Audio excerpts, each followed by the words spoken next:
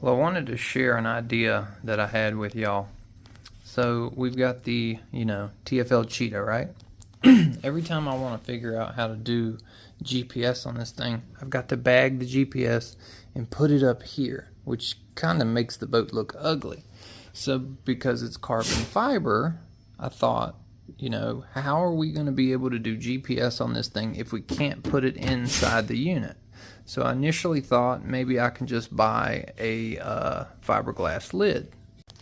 So rather than buy a fiberglass lid, because right now they're not even available for this thing, I use the WFLY X9 remote. Okay, I know a lot of people are kind of curious. Oxydine sells this as the Quasar for $4.99. You can buy it on Amazon as the WFLY X9 for $169. Then you have to buy the receiver for $17, and then you can buy the GPS unit for another like 25 or 30 bucks.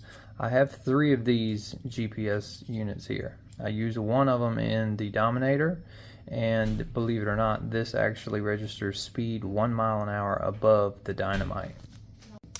Now if we take a look inside, something that I have done recently, so I didn't forget, I went ahead and took some red nail polish. It kind of turned out pink on the metal, but it indicates which one of my collets and which one of my drive cables is reverse. Since I took the time and I made the back of the boat look clean, I'm very meticulous about this boat since it's so beautiful. The receiver, I have it mounted right here in the back. So we've got basically a 9-channel receiver. We've got external voltage that we can check, basically our battery voltage, and we have GPS, if you see it there in the far corner. So it's this back pin right here, which is going to be GPS. So I've been thinking about this for quite a while, and I haven't really, what I originally thought about doing was making like an aluminum plate that went right on top of the rudder and put this kind of right on top of the rudder assembly, either like that or something like this. But I felt like every time I would need to work on the rudder, do something, whatever, it would just get in the way. So I've come up with this really, really neat idea. So this here is the old trim tab from the Impulse 32. And I haven't figured out whether I want to mount it like this or like this. I believe I'm going to mount it like this, and I'm going to drill a hole right here in the center, and what that's going to do, my wire will be able to go through the center, and my screws for this will actually be hidden by the GPS itself. So that is what I'm going to do in order to get GPS on this boat. I'm going to have basically a GPS unit chilling right here on the back. I'm gonna mount it because see, there's a seam here, so I don't want to interfere with the seam of the boat. So my initial thought was to get it kind of like in the middle of it. I want the top of the GPS flush with this. So that's kind of what I'm going for. I'm going for an aesthetic look to where it's kind of like this.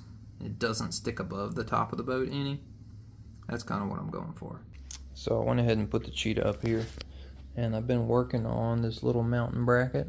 So I've already got the hole drilled right here. It is like perfectly tight with the wire, and then I went inside of it with a little file, kind of rolled the edge over. You can kind of see how I took a larger drill bit and I rounded the edge there, kind of give it a little countersunk.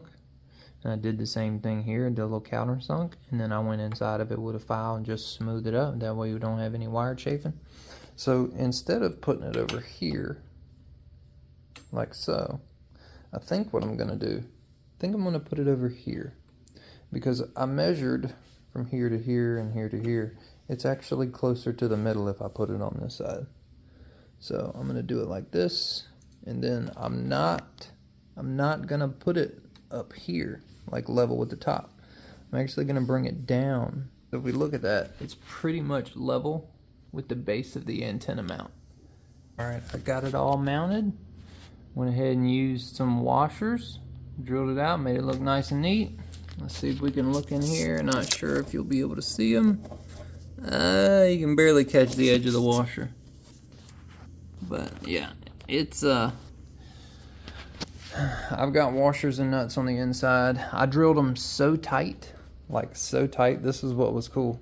I ended up using this tap, and I just stuck it in my drill, and I drilled it, because this right here requires like a 3-point, I don't know, maybe it was like a 2.76 millimeter in order to cut 3 millimeter threads, and I drilled it the next size smaller, and I use this as like my drill bit to increase to the next size. So I actually tapped the carbon fiber, and it actually worked.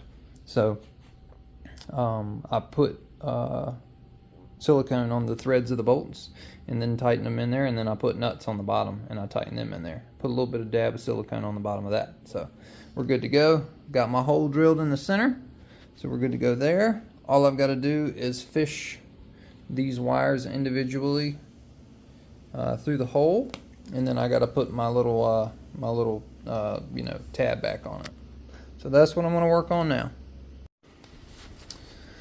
So I went ahead, I got it in there. It's extremely tight. That's like super good fitment right there, right?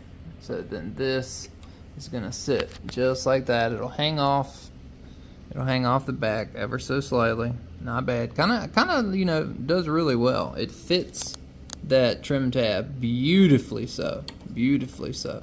And I thought about doing double-sided tape, but that's gonna actually bring it up, the thickness of the double-sided tape. So I really don't want to do that. I want to be able to, you know, have it sit as flush as possible. So that's basically what we're looking at right there. So I think we're actually pretty good to go. I'm going to pull it out about this far. Let's see, I'm going to pull it out about that far, and I'm going to put some silicone around that, and I'm going to pull it back in to where it will, see, it's actually such a tight fit, it doesn't want to fall. You've got to like push it in. So I've got that hole drilled damn near perfect. Just a little bit of silicone to help that. And then I'll probably just go ahead and silicone it to this, and silicone it here, and just have it hold it that way. I think that'll actually work. GPS unit is on, guys. That's dope. Got it all on there. It's got a little wetness on there right now from the alcohol I put on there. You just let that dry. But basically what I did, I went ahead and did a little bit more around here because there was a seam, and I don't know if this unit is waterproof or not. So I went ahead and just kind of filled it all in with silicone. Once it's dry, because I'm afraid I want it to be completely even. It's not hanging off on this side, it's not hanging off on this side. So I'm going to let it dry, and then I'm going to fill in those little Phillips head holes there all the way with silicone to where that should be pretty much sealed up. But yeah, there's the unit. Just chilling. Just chilling. Cool. Alright, now I'm going to work on getting this little end all put back together, and then we'll hook up the receiver and get it all put back on. Alright, I am all done, completely finished, and look at it, it looks streamlined. Can't even tell. It looks really, really nice. Very, very happy with how that turned out. Let's go ahead and turn the boat around and just kind of give it a look at that. That looks good. Very happy with how that turned out. Real slick. Hopefully it gives some of y'all some ideas. Maybe you could run the same remote, or if you have the Quasar from Oxydene, you could put it on your you know, carbon fiber boat, and you can mount it in a way like this. You know, for the Oxydene, I wish I would have knew how to take the wires apart. But you can find a quick video Big B just showed on his the other day. But I had to drill a bigger hole to fit that square connection through. I wish I would have drilled a smaller hole, but you know, that's what you got to do for these carbon fiber boats. That's pretty slick. Pretty slick. I like how that turned out. Leave a comment in the comment section. Let me know what y'all think. because I'm kind of eager to be able to get instant gratification as far as GPS speed is concerned, and I think I should be able to get it.